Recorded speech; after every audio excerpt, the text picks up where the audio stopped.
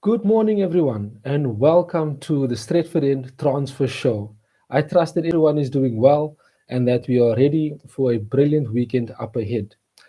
As you guys can see, we are live, and this is a definite first for the Stretford End, and we are definitely going to use this as a platform going forward. But as I have said before, this is the Transfer Show, and today we are going to speak about the latest transfer news with regards to our favorite team, Manchester United. So, moving along to the first story, it is said that reports suggest we had a £12 million bid rejected by Atletico Madrid for Kieran Trippier, as Atletico have no intention of selling him this summer as he is under contract with them until 2023. So it is very, very difficult to hear such news, mainly because he is someone that can basically strengthen the team from the right back position. But on the other hand, it is also something that is good. We perhaps could use that money somewhere else. We could perhaps allow an opportunity for Ethan Laird to come in, who was on loan at MK Dons last season and done pretty well. And he seems to be a complete modern type right back, which is brilliant going forward, but also very good defensively.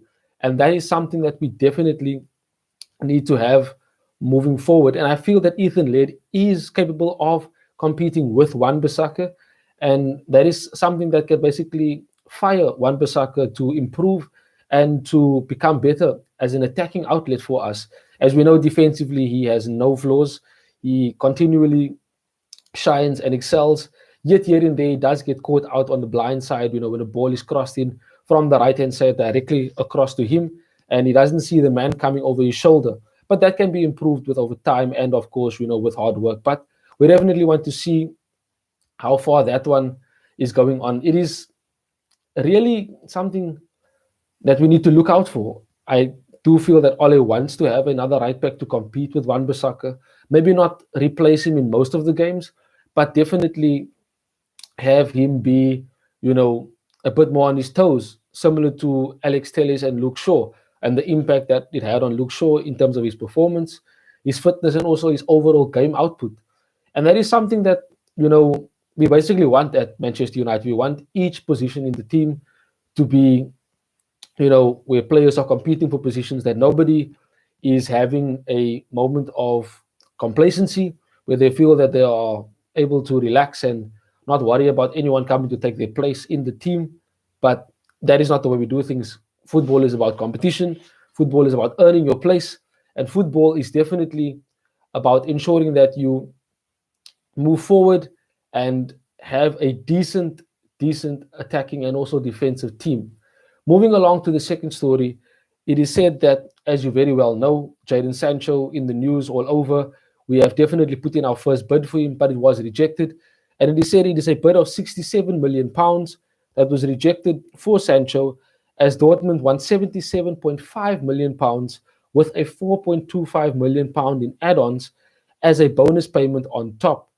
The terms are already agreed with Sancho in terms of his personal contract until 2026. That was never an issue. And that basically means that we are always, once again, there's the same news as of last year, where we have terms agreed between us and the player, but nothing concrete between the two clubs. Of course, you'd expect the first bid to be rejected. That is normal. You can't go in there all guns blazing, showing all your cards on the table, and then having, them basically rob you of a deal. We need to show that we are also, steadfast in how we want the deal to be done. And I'm glad that the first bid was made and that there is communication between us and Dortmund. That shows progress from last year, where we kind of, didn't dig in our heels. We kind of allowed them to, take control of the transfer. We know the deadline is at the end of July, and Dortmund have said that if we haven't put in the bid by then that is suitable and acceptable by them, then definitely Sancho will continue to play for Dortmund. And of course, it will continue to make us look like a laughing stock. And definitely, we do not want that. Please leave your comments in the section below. Definitely get involved with the conversation. Ask me a question if you would like. I'll definitely answer it to the best of my ability. And that will basically allow us to engage more in terms of, having a chat rather than me just speaking to you guys based on what it is that we have to listen to with regards to Manchester United. Moving along to our third story of the day, it is surrounding Paul Pogba. And of course, the Euros have come up. He had a brilliant performance against Hungary in the week, where he was man of the match. And that is the Paul Pogba that we all know and that we love to see. And we have seen him in instances for Manchester United, but we definitely want to see that on a more consistent basis.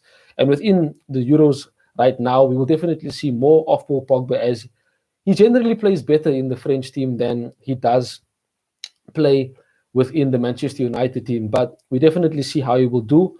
And the story on him is that we have open talks with his representatives, and he has entered the last year of his contract. Now, of course, we don't want him to leave on a free.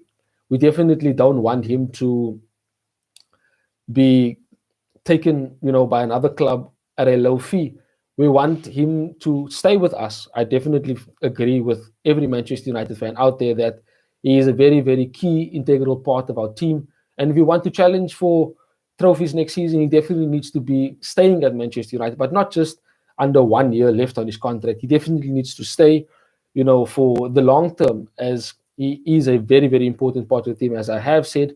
And he's a wonderful character to have in the dressing room as well. Many players gravitate to him. He is a leader as well in the French squad, but also in the Manchester United squad. A lot of players look up to him. A lot of players listen to his advice. And of course, he is a winner. He has a winning characteristic, which is definitely something that needs to stay within our team. And as I have said before, what's going to happen is, if he doesn't sign a new contract this summer, it basically means that one, Raiola, his agent, can go out within the new season and just go and basically market him, and it basically won't show any commitment to our team, and that will basically be bad, because the players would wonder, but will Pogba be here? Will he not be here? And that will kind of cause a bit of, confusion and a bit of unrest within the team, because if one of the stars in the team is not really tied down to a contract, or there's no commitment shown by him, then basically that kind of causes unrest within the team, and the team kind of feels, what, if he's not going to be here, how does it leave us? Where does it leave the team? Will we be able to be a strong team once he's gone, etc., etc.? So it's about a bit of a domino effect. But moving along, it also means that in the January window next year, he can basically start to talk to other clubs, because that would mean that he would be in the last 6 months of his contract, and that is something we do not want. It again would cause unrest within the team.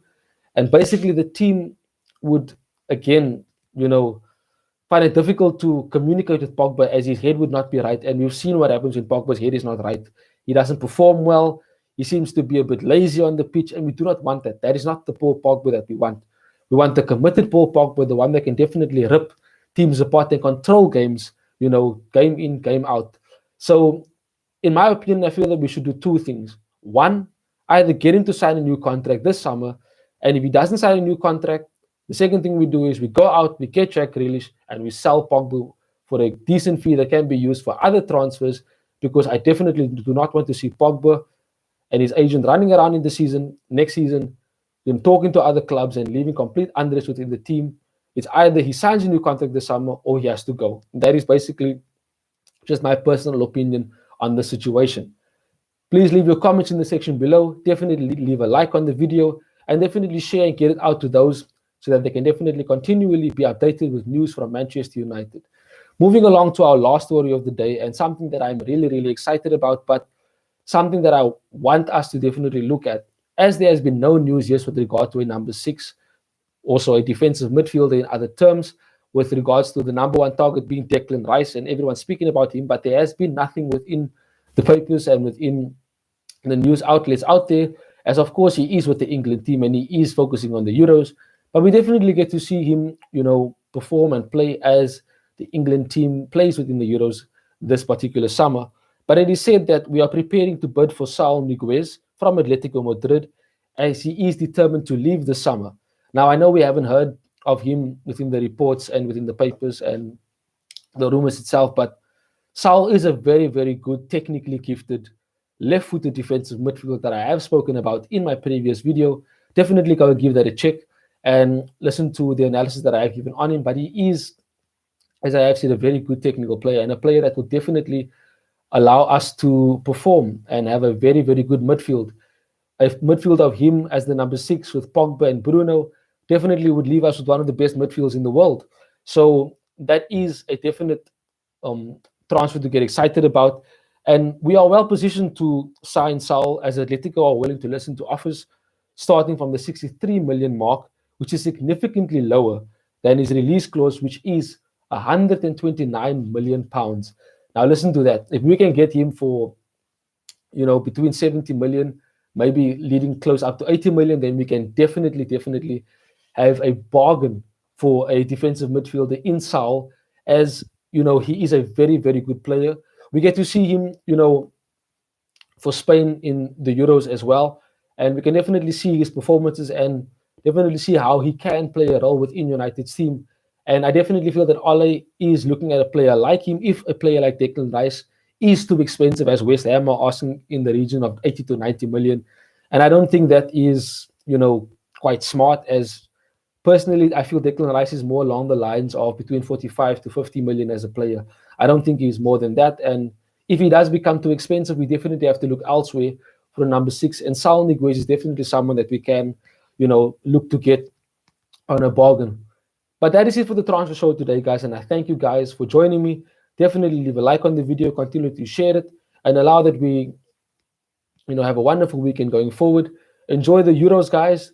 Please have a look out on the channel later on, as we will definitely be speaking about the Manchester United Euros and speak about the players that are playing for the various countries that do represent United, and definitely see who they are playing and exactly predict what type of performances their countries will have. I thank you guys for joining me. Till we see each other again soon, it is goodbye from me, Sashin Johnson, and the Stretford End.